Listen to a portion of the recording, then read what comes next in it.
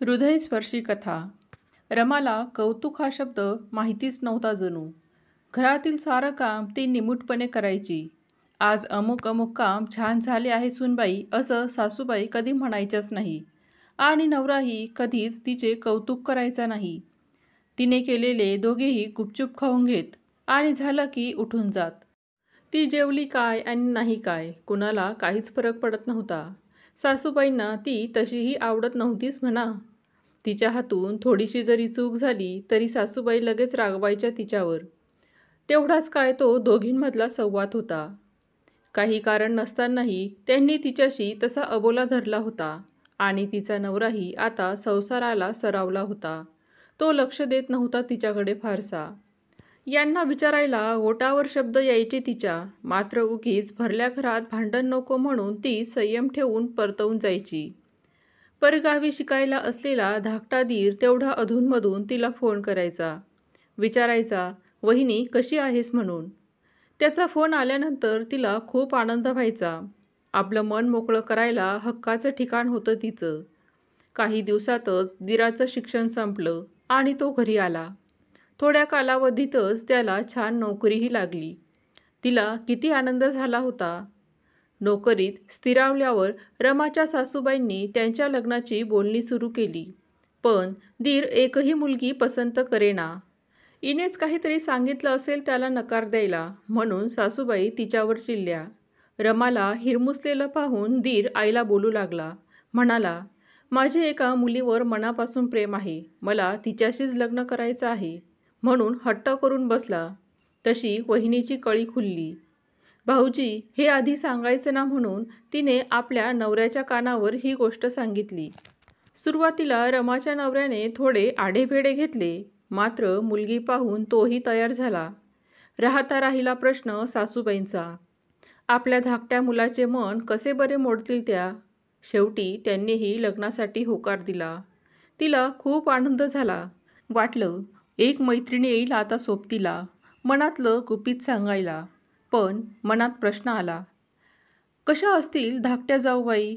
जमवून घेतील का आपल्याशी आणि या घराशी, की वेगळा संसार मांडायचा हट्ट करतील भाऊजींकडे. या विचाराने थोडं टेन्शनही आलं होतं रमाला. काही दिवसातच तिच्या धाकट्या जाऊबाई माप ओलांडून घरी आल्या. जाऊबाईंनी आल्या आल्या सारं घर आपल्या हातात घेतलं. आता सासूबाई आपल्या धाकट्या सुनेचं जास्तच कौतुक करू लागल्या. तिला काय हवं नको ते पाहू लागल्या. मायेने तिची विचारपूस करू लागल्या. हे पाहून रमाच्या डोळ्यात पाणी आलं. तिला वाटलं, आपणही करत होतोच की हे सारं. मग माझ्याच पाटणीला असं का. मनात आलं, आता थोड्याच दिवसात जाऊबाई साऱ्या घरावर राज्य करतील आणि मग आपली जागा कुठेतरी कोपऱ्यातच. रमा आपल्याच विचारात हरवून गेली. तसेही तिच्या मनातले भाव कळल्याने धाकट्या जाऊबाई तिचे हात हातात घेऊन म्हणाल्या, वहिनी मला ठाऊक आहे हो सारं. मला तुमची धाकटी बहीण समजा. मला यांनी सगळं काही सांगितलं आहे. बघा लवकरच सारं काही ठीक होईल. धाकट्या जाऊबाईंनी साऱ्या घराचा ताबा घेतला खरा, पण कामात काही ना काही सारख्या चुका होऊ लागल्या त्यांच्याकडून. मग धाकटी आपल्या वहिनीकडे जात आणि मदत मागायची. असे रोजच होऊ लागले. हे पाहून सासूबाई मात्र चिडल्या. इथे मी असतानाही धाकटी मोठीला विचारते कशी. मग सासूबाईही पदर खोचून रोज स्वयंपाकघरात येऊ लागल्या. 4 कामे करू लागल्या. हळूहळू त्या धाकटीप्रमाणे नकळत मोठ्या सुनीशीही प्रेमाने बोलू लागल्या. नवे नवे पदार्थ व त्या दोघींना शिकवू लागल्या. चुका समजून सांगू लागल्या. आता सासूबाई आणि दोन्ही सुनांमध्ये छान गट्टी जमली. यामुळे मोठीचा स्वभावही खुलू लागला. मोकळेपणा आला तिच्या स्वभावात. आपल्या दोन्ही सुनांचं गुळपीठ जमलेलं पाहून सासूबाई कशा मागे राहतील. त्याही दोघींसोबत कधी शॉपिंग तर कधी फिल्म पाहायला जाऊ लागल्या.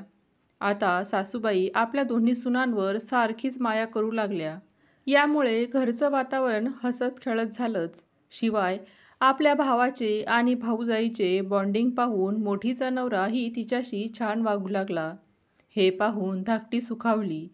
वहिनी या घरावर आधी तुमचा हक्क आहे असं म्हणत धाकटीने सारं घर पुन्हा आपल्या मोठ्या जाऊबाईंच्या ताब्यात दिलं. वर्षभरातच छोट्या दिराची चांगल्या पगारावर आणि मोठ्या हुद्द्यावर परगावी बदली झाली. आता धाकट्या जाऊबाईही आपल्या दिरासोबत परगावी जाणार आणि मी पुन्हा एकटी पडणार. शिवाय इतक्या वर्षांनी बदललेल्या सासूबाईंची वागणूक पुन्हा आधीसारखीच झाली तर? या विचारानेच मोठी धास्तावली. धाकटीची तिला सवय झाली होती. आता तर तिच्याशिवाय घर खायला उठणार होतं. धाकटीच्या येण्याने खरं तर घरचं वातावरण बदलून गेलं होतं. तिच्यामुळे घरात आनंद, उत्साह तयार झाला होता. ती होतीच तशी, नावाप्रमाणे आनंदी, उत्साही. अगदी धाकट्या जाऊबाईंची अवस्था काही वेगळी नव्हती. इथेच राहावं तर नवऱ्यापासून दूर राहावं लागणार याचे दुःख होते. रमा आपल्या दिराची जायची लगबग आणि जाऊबाई मात्र निवांत असलेल्या पाहून मोठी विचारात पडली. शेवटी न राहून तिने धाकटीला विचारलंच, "वहिनी, बदलीच्या ठिकाणी तिथे मी एकटीच राहणार दिवसभर. त्यापेक्षा इथेच राहील म्हणते. तुमच्या दिरांना सांगितलंय बरं का मी. शनिवारी आणि रविवारी सुट्टीत तुम्ही इथे या म्हणून. मीही त्यांच्यासोबत जाईल अधूनमधून, थोडा बदल म्हणून. त्यावर हे म्हणतात कसे, 6 महिन्यात पुन्हा इथेच बदली करून घेईन मी." आपल्या नवऱ्याची नक्कल करत धाकटी म्हणाली. तशा दोघीही हसू लागल्या.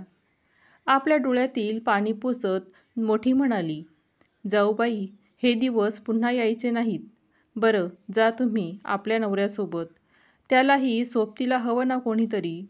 तशी धाकटी म्हणाली, "ताई, तुम्ही मला मोठ्या बहिणीची माया दिली आणि सासूबाईंनी आईची माया.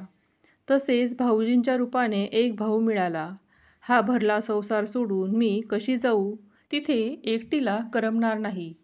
तसाही हा 6 महिन्यांचाच तर प्रश्न आहे. हे इथेच येतील की परतून?" हे ऐकून मोठीने आनंदाने मिठी मारली. तिलाही तशी धाकटी पुन्हा म्हणाली, "आपल्या नवऱ्याला पाठी लागून वेगळा संसार मांडायला वेळ नाही लागत. आपल्या माणसात राहून नवऱ्याची वाट पाहण्यातही आनंद असतोच की नाही?"